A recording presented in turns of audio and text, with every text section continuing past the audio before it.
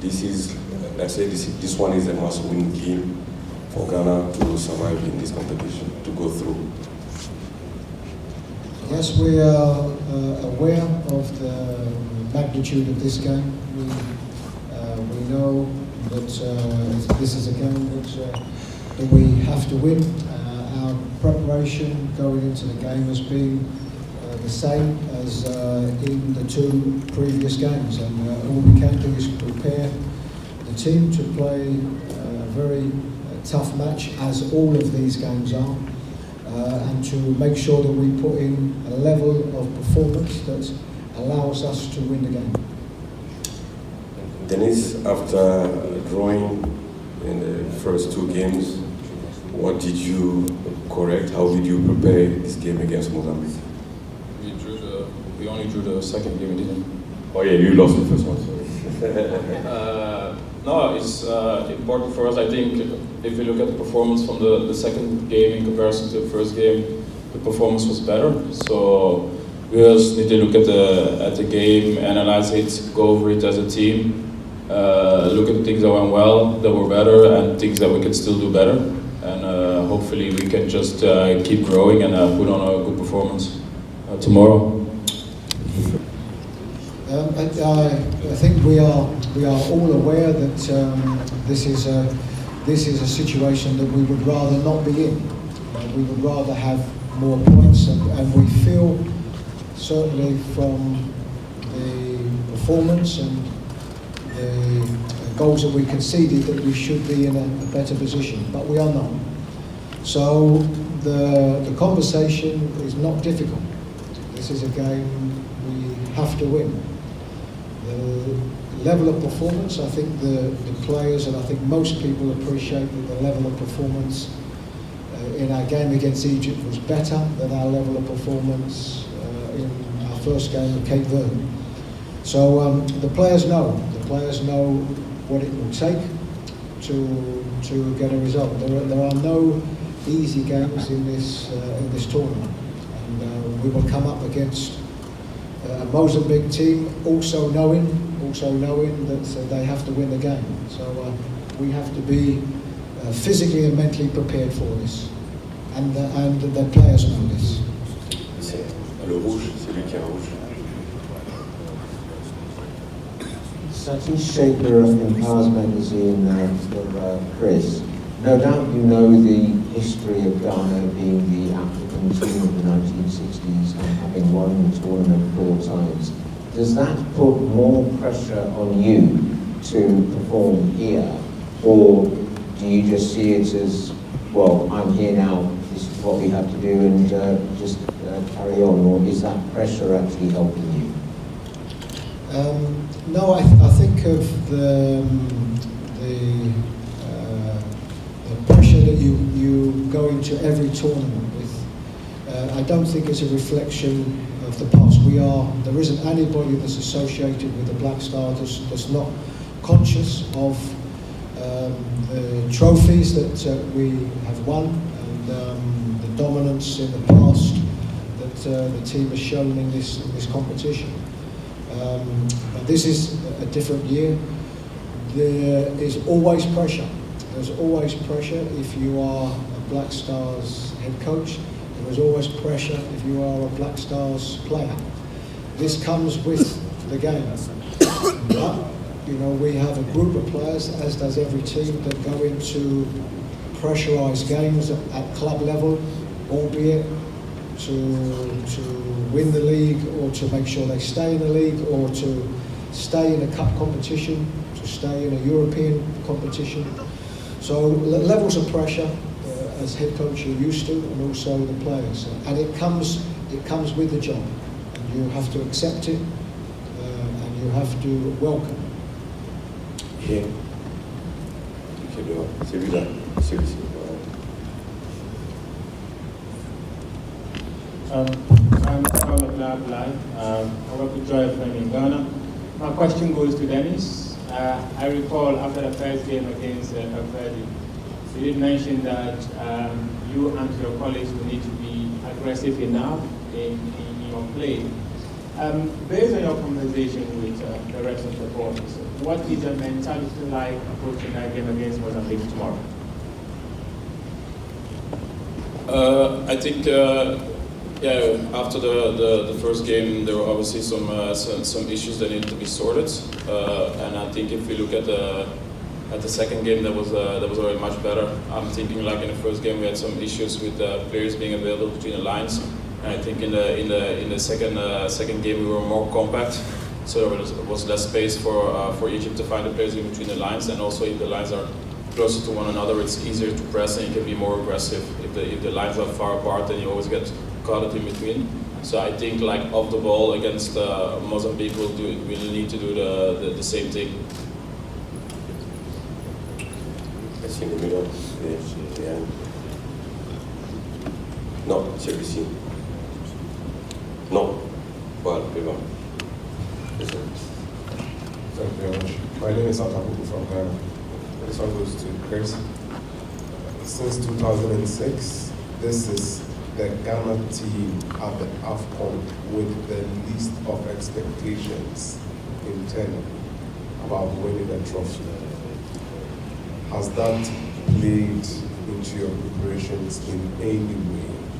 And where from the pressure to succeed all of a sudden coming from?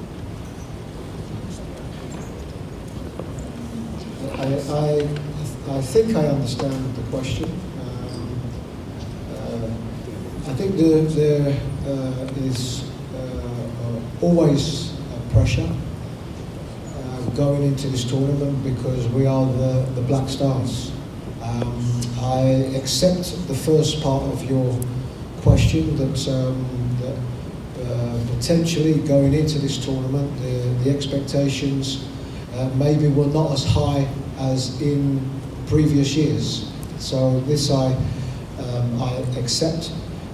But for all of these questions and for any question that anybody asked about pressure now, we have to use that as motivation, and the players have to use that as motivation. And I would like to think that after the first performance, we always know there will be criticism if we don't get the results that we want, and I would like to think that the team used that in a positive way. And if the expectations are perhaps lower this tournament than they have been in previous tournaments, then exactly the same. We have to use this as motivation to make sure that we succeed in what our ambitions are. Oui. Coach, my name is Mohammed Awal Hudu. I work with Case Benefit from Kumasi. Coach, judging from the fact that the Black Stars have won the last two AFCONs without a win, I remember the last AFCON, in our last game against Comoros, the Black Stars stumbled by losing by 3-2. So that it gets into your mind going to the last game that this is what happened to the Black Stars in the last AFCON. So the Black Stars will try as much as possible to avoid what happened some 2 years ago in Cameroon. I think as regards what happened 2 years ago, some players here were, of course, involved in that, and some not. But what players get used to over a period of time. And remember, this is a huge world tournament. But players get used to in their careers bouncing back from defeats, trying to improve their game and trying to put what was in the past. Our concentrations have all been about looking forward, and I think if you are concentrating too much on what happened in the past in a particular game, then you can let it affect your preparation, your thinking going into this game. We just have to think of the last game and the improvement in the last game and reaching the same levels or the correct levels to win a football match. And we appreciate the past very much, but we can only think about what's in front of us now, and that will be a tough game tomorrow. Ici en jaune. En jaune, c'est lui qui est en jaune. Voilà. Non, you, yes. Thank you very much. I'm Asarami, Muscanity Ghana. Coach, the last game, after the game, we saw Majid Asuri hobbling off. Yesterday, GFA gave us updates on Majid Asuri. What is his situation at the moment? Is he fit to play tomorrow?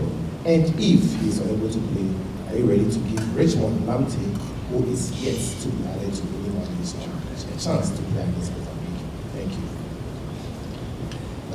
So the update on Majid is that we are still assessing him, but the signs are good.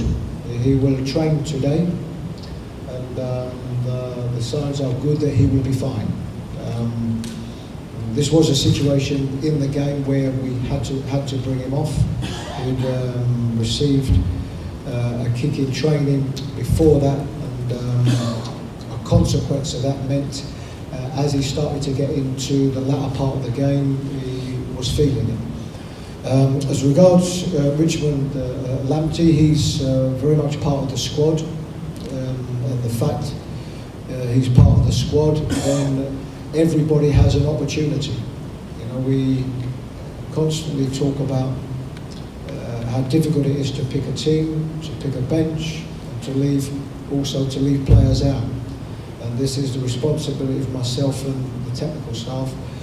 But Richmond has been a big part of our squad, as has everybody else. And that means that they all put themselves always into consideration to be involved. The lady, madam. My name is Akwesi J. I work with the Ghana Broadcasting Corporation. Coach, based off of what happened in our last game, bringing on Bukari after he made the error and he was subbed off, have you been able to talk to him, since you said all the games you have played are emotional games? Emotionally, how is he feeling, and will he be ready emotionally to play if you have to put him in our final game? Yes, I've spoken to him. And I'll go back to what I originally said after the game, is that it is an emotional game, and as a head coach, you have to make these decisions, and you hope you make more right decisions than not. But this is a decision that we made at the time. Was never a reflection on the individual, because apart from being a very good footballer, he's also a very good individual, a very good team player. So yes, I have spoken to him, and obviously conversations are always private between head coach and player. But yes, this was a necessity for me to be able to speak to him as soon as I could. And I can tell you, it wasn't that evening, because still there are a lot of emotions to the game. But the first opportunity that I had the next day to speak to him, I have.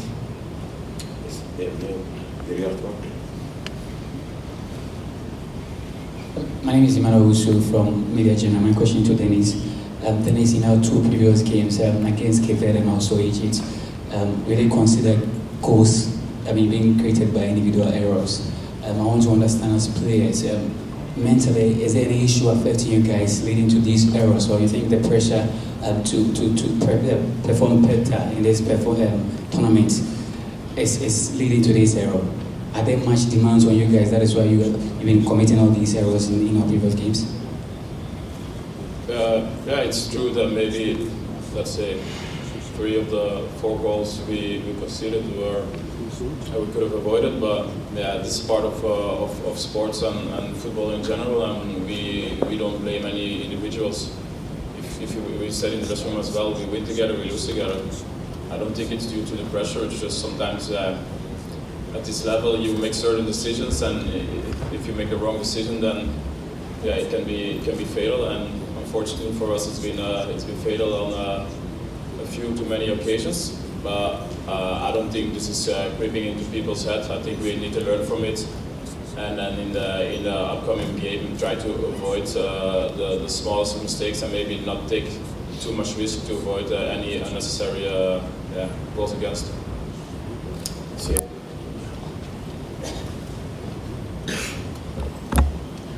Bonjour.